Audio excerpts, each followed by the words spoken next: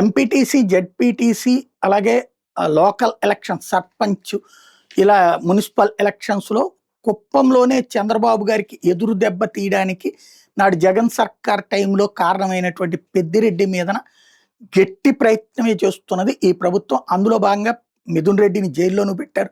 కేసులు పెట్టారు. లిక్కర్ కేసులు లాంటి వాటిట్లలో దొంగ కేసులు పెట్టి ఇరికించారు. ఇటు పెద్దిరెడ్డిని ఇబ్బంది పెట్టడానికే ఏకంగా అక్కడ ఒక మదనపల్లిలో ఫైల్స్ తగలబడితే డీజీపీని, హోమ్ సెక్రటరీనే ప్రత్యేక హెలికాప్టర్ ఇచ్చి పంపించి దాదాపు 18 నెలలు అయిపోయింది.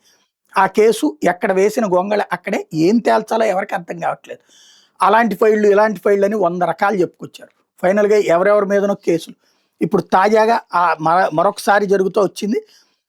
దీని మీద సాక్షి రాసుకొచ్చి చట్టం బలాదూర్ చంద్రబాబు మార్క్ వేధింపులంటూ అన్నమయ్య జిల్లా మదనపల్లి ఆర్డీఓ కార్యాలయంలో గత ఏడాది జూలై 21 రాత్రి జరిగిన ఫైళ్ళ దగ్ధం ఘటనలో కుట్రకోణం లేదని తేలిన చంద్రబాబు ప్రభుత్వం కుయుక్తులతో వైఎస్ఆర్సీపీ నేతలు వేధించాలని చూస్తుంది.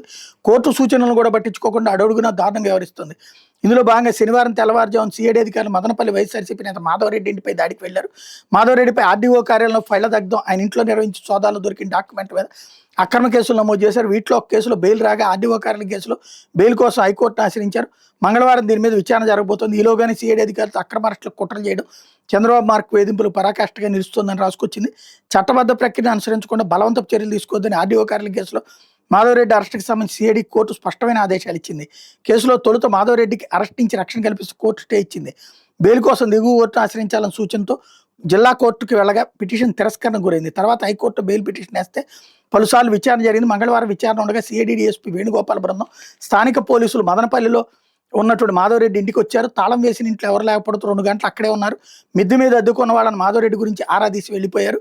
ఏదైనా కేసులో అనుమానితుల నుంచి కీలక సమాచారం రాబట్టేందుకు చేసే పాలిగ్రాఫ్ పరీక్ష ఫలితాలు అత్యంత ఖచ్చితత్వంతో ఉంటాయని పోలీసు వర్గాలే చెబితే, కాగా ఆర్డీఓ కార్యాలయం కేసులో ప్రధాన నిందితుడి కార్యాలయం అప్పటి senior assistant Gautam Tej CID వినతి మేరకు నవంబర్ 26, 27 ఆయనకి అమరావతి ఫోరెన్సిక్ సైన్స్ ల్యాబ్ అధికారులు పాలిగ్రాఫ్ పరీక్షలు చేశారు.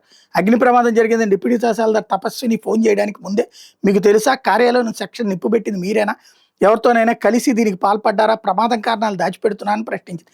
వీటన్నిటికి కాదు అని గౌతమ్ తేజ్ స్పష్టం చేసినట్టు పాలిగ్రాఫ్ పరీక్షల నివేదిక చెబుతోంది. తద్వారా ప్రమాదంలో కుట్రకోణం లేదని తేలింది. గౌతమ్ తేజ్ విషయంలో సిఐడి తీరు దారుణంగా ఉంది. పాలిగ్రాఫ్ పరీక్షలో నేర నిరూపణ కాలేదని నివేదికను సిఐడి ఎస్పీకి సమర్పించిన 27 రోజుల అనంతరం చిత్తూరు జిల్లా పలమనేరులో ఆయన అరెస్ట్ చేసి రిమాండ్కి పంపారు. 2024 డిసెంబర్ 30 అదుపులో తీసుకుని విచారించి మదనపల్లి ఘటనకు కొందరితో కలిసి కుట్ర పడినట్టు గౌతమ్ తేజ్ వాంగ్మూలం ఇచ్చాడని అదే రోజు అరెస్ట్ చేశామని సిఐడి పేర్కొంది. దందా చూస్తుంటే పాలిగ్రాఫ్ పరీక్షలో తేలిన నిజాన్ని కూడా సిఐడి విస్మరిస్తోందని స్పష్టమవుతుంది. ఘటన జరిగిన రోజు రాత్రి 10:40 గౌతమ్ తేజ్ ఆర్డీఓ కార్యాలయం నుంచి బయటకు వచ్చినట్టు ప్రాసిక్యూషన్ సమర్పించి సీసీ కెమెరా ఫుటేజీలో ఉందని బెయిల్ ఉత్తర్వులో కోర్టు పేర్కొంది. కేసును పరిశీలించిన నిందితుడి వాంగ్మూలం తప్ప ఇతర ఆధారాలు లేవని, ఒకవేళ ఉంటే విచారణలో పరిగణలోకి తీసుకోవచ్చని పేర్కొంది. అయితే గౌతమ్ తేజ్ వాంగ్మూలాన్ని సాక్షిగా చూపెడుతూ పలువురు నిందితులుగా చేర్చి సిఐడి ద్వారా ప్రభుత్వం వేధిస్తోంది అన్నటువంటి వార్తను రాసుకొచ్చారు.